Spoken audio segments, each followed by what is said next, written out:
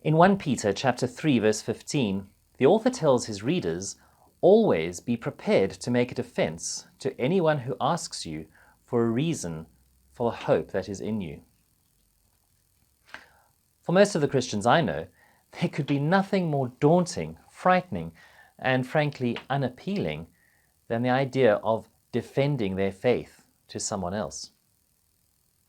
For one thing, we feel inadequately prepared. The proliferation of evangelism courses that pop up every few years have created the impression that people need to be specially trained to explain their faith to others. For another, given the popularity in mainstream media of a rather evangelical form of atheism, we've come to assume that those who question us about our faith are doing so for the sake of ridicule rather than out of genuine curiosity.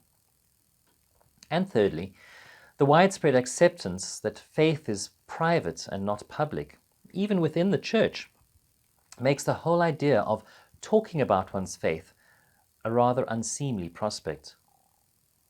And anyway, why would you ever need to defend your faith? Since it is so universally accepted that faith is a private matter, who in their right mind would ever question us about ours? And yet,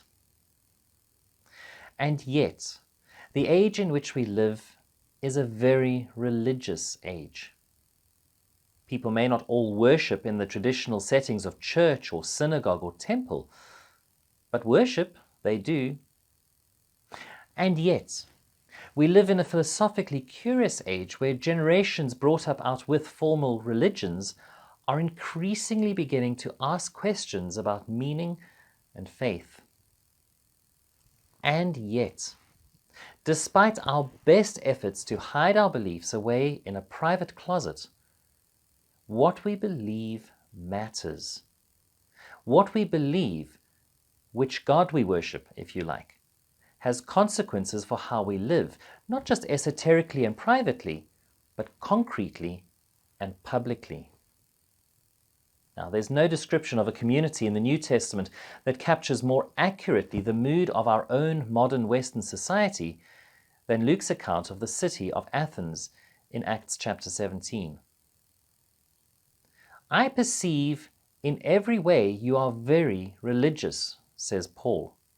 "For as I passed along and observed the objects of your worship, I found also an altar with the inscription, 'To an unknown God.'" Luke tells us that the city was full of idols, and that Athenians would spend their time in nothing except telling or hearing something new. The dominant philosophies were Epicurean and Stoic. Epicureanism taught a form of hedonism in which the personal pursuit of happiness or pleasure and the avoidance of pain were the intrinsic goals of life and ethics. Corresponds very closely to what we today call materialism or commercialism, the pursuit of a pain-free, comfortable existence where we don't trouble anyone and nobody troubles us. The Stoics, on the other hand, taught that the point of life was to be in harmony with nature, that nature was neither good nor bad, and so the path to happiness or bliss was by accepting the moment as it presents itself, and not allowing oneself to be controlled by desire or fear or pain. And that one achieved this by using one's mind, one's logic or reason, to understand one's place in nature. It corresponds very closely to the modern pursuit of mindfulness. Live, laugh, love, and be present. So when Paul arrives in town, the locals are immediately curious to hear what he has to say. And because he's talking about Jesus and the resurrection, Iesos and Anastasis in Greek, Iesos, Jesus, is masculine, and Anastasis, resurrection, is feminine in Greek. They assumed he was proclaiming a new god and his consort, like Adonis and Aphrodite, or Zeus and Hera. So, he gets a public hearing because they are curious. You may find yourself in situations at work or in your family where being a person of faith makes you something of an oddity. The privatization of religion may mean that people don't quite know how to ask about faith. But trust me, there's a lot of curiosity out there. Paul doesn't start by telling them that they're all wrong. He begins by tapping into their curiosity and their own beliefs. There are points of contact he's able to find with them and what they believe. Paul's sermon in these verses should not be read as an exposition of Christian theology. He's not telling the story of Jesus, nor is he explaining what Christians believe. Instead, he's trying to find all the places where he and his listeners have common ground. God cannot be contained in a physical idol made of gold or silver. Yes, say his listeners. God makes us, we don't make God. Sounds right. God is not far away from us because he is in everything. Yep. In fact, more precisely, it's not God in everything, but rather us who are in God. Yes, now you're talking. In fact, you might even say that we are God's children. Ah, preach it, brother, they say. So it's time to grow up and grow out of superstitious beliefs and idols. Yes, that's what we've been saying all along, they say.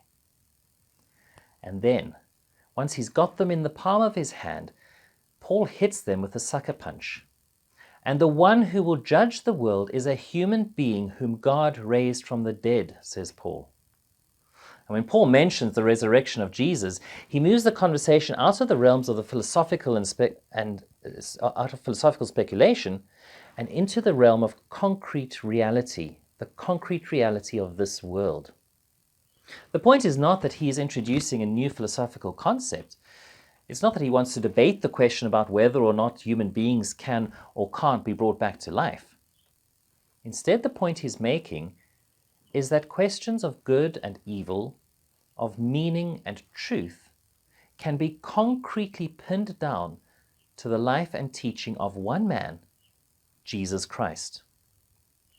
The equivalent would be for us to say to our friends or family, or whoever is asking, that Jesus has come to play a decisive role in our lives, that who we are, how we behave, what we do, is concretely influenced by the Spirit of Jesus. And more than that we believe Jesus' influence is also decisive for the whole world. The response of the Athenians is interesting. Some mock him. They want to go back to the philosophical debate about the resurrection. Some say they want to hear more. But really, they also want to carry on the philosophical debate. Only a handful, we are told, joined him and believed. Biblical scholar G.H.C. McGregor writes, Athens is the only place where Paul's preaching did not provoke persecution, and, significantly perhaps, the only place also where he met with almost complete failure. You see, most people were happy enough to keep the discussion theoretical and philosophical, but what really matters in the end is what our faith moves us to do. Some years ago, I had the opportunity to see Samuel Beckett's play, Waiting for Godot. The play involves two bums, Didi and Gogo, waiting for their friend Godot to arrive. Over an hour or two of the play, various characters come and go, each with their own stories, whether comic or tragic. In many cases, Didi and Gogo considered getting involved, but each time they choose not to, because after all, how can they? They have to wait for Godot.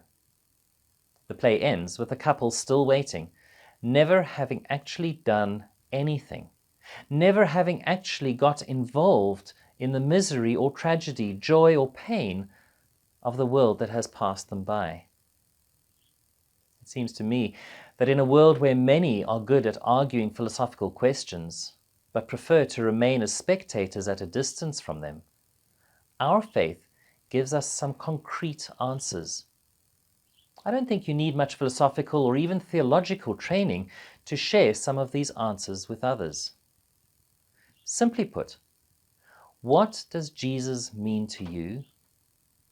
And what does trusting Jesus cause you to do.